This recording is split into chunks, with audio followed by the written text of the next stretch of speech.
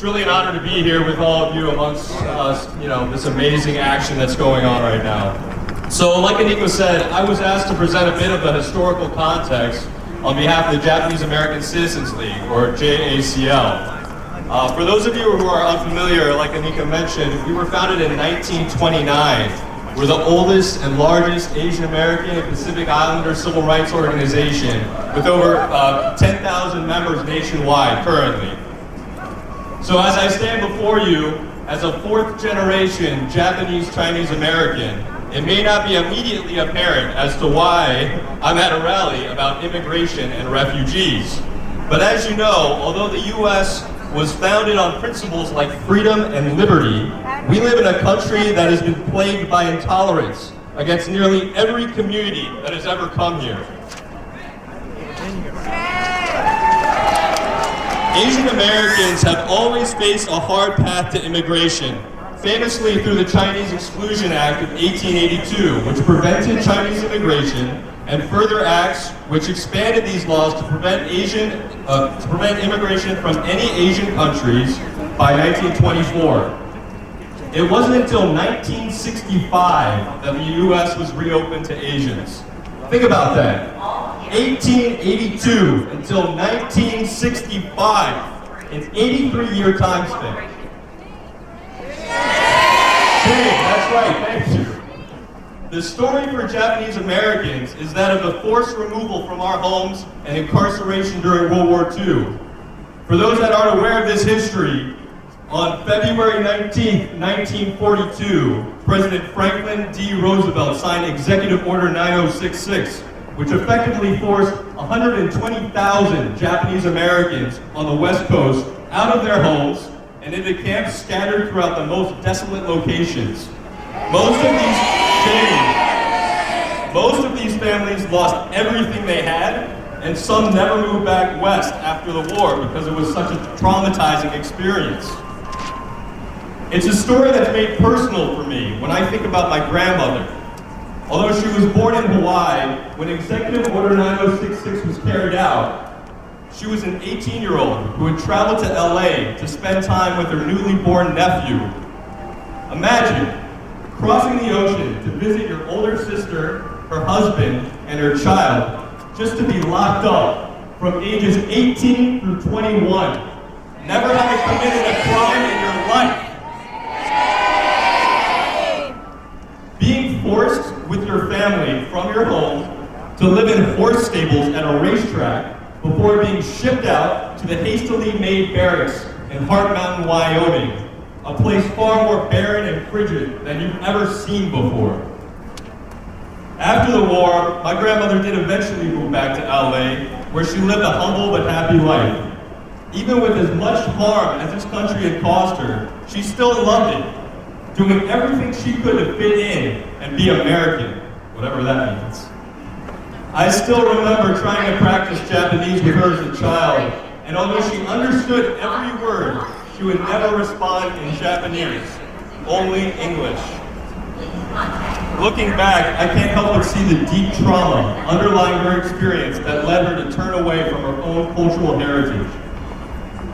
My grandmother passed away last fall, but as much as I feel that loss, it pains me even more to think about what she would have thought of all of this, of the country she loved, once again turning its back on so many who, like her, just want to be American.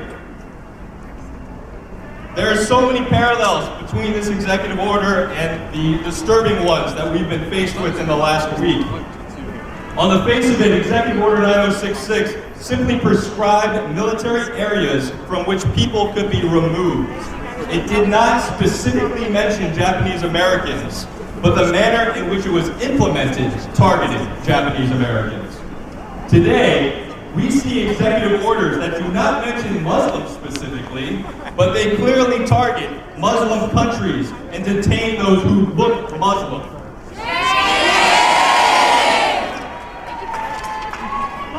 We look at these executive orders and we know better. We have seen this sanitized language before and know that it is yet another thinly veiled racist policy, this time feeding off the Islamophobia so prevalent right now. Executive Order 9066 was carried out in a climate of fear and wartime hysteria, a false belief that Japanese Americans posed a threat to national security, even though the government knew that this was simply not true. Today, we see Syrian and other refugees refuse entry to the U.S., even though refugees are already subjected to extraordinary vetting. We see this, and we know better that shutting the door on those in need is unacceptable and contrary to our core values as Americans.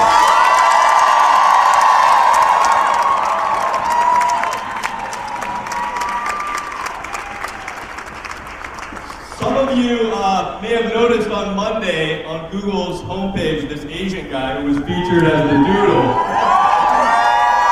In case you didn't bother clicking through, his name is Fred Korematsu, one of the Japanese Americans who challenged the legality of Executive Order 9066.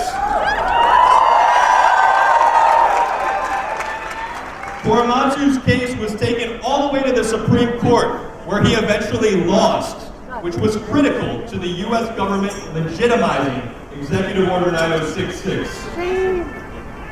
But why did he lose?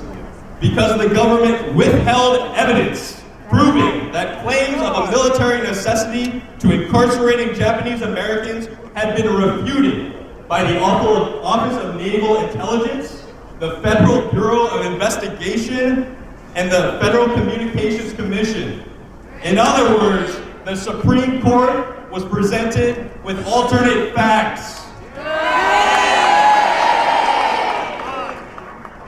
In the years following World War II, which, as a reminder, ended in 1945, President Gerald Ford rescinded Executive Order 9066 in 1976, 34 years after it was signed. And in 1983, the Commission on Wartime Relocation and Internment of Civilians found the Japanese American incarceration to be unjust, and the conviction of Korematsu was vacated by a federal judge. And then finally, 46 years after Executive Order 9066 was passed, the U.S. government, through the Civil Liberties Act of 1988, apologized for the incarceration and offered redress payments to any survivors. Now without a massive organizing effort by the Japanese American community, I might add.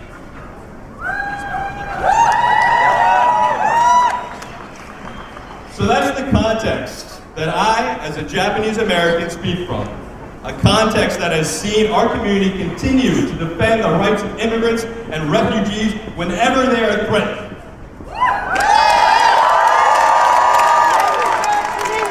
So what does that mean for us now? We live in a scary time. I won't try to tell you otherwise. But we also live in a time of great hope and promise. Just look around right now, and all of you here today. Think about the masses you have seen, whether on TV or in person. The rallies happening all around the world over the last couple of weeks. We know what is right. We don't just know it, we feel it in our core. We must continue standing up for values, not party politics, but simply standing up for what is right and decent in this world.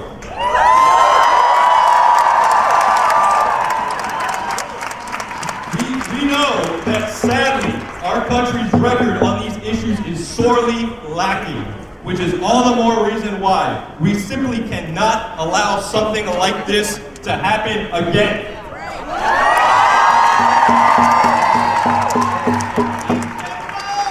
So Anika asked me for some thoughts on solutions, and I would offer 3 humble suggestions: advocacy, education, coalition building. As simple as they sound, make no mistake, they're going to take all the time and effort that we have. So first, advocacy. We must continue showing up to amazing actions like this one. We must continue calling our elected officials and telling them that this is unacceptable. We must volunteer and donate to organizations that are doing good work, and and we must capture this energy and turn it into civic action. When our elected officials fail us, we must turn out the vote. We must canvass. We must phone bank. We've got to do all of that to make the change we want to see. It's easy for us. I mean, it happens to me all the time. It's so easy for us to be cynical about our political system. But in truth, we are lucky to live in a democracy. We need to treat that responsibility with the level of respect that it deserves. Remember all the sacrifices that our families have made and continue to make to have a life here. This is a country worth fighting for.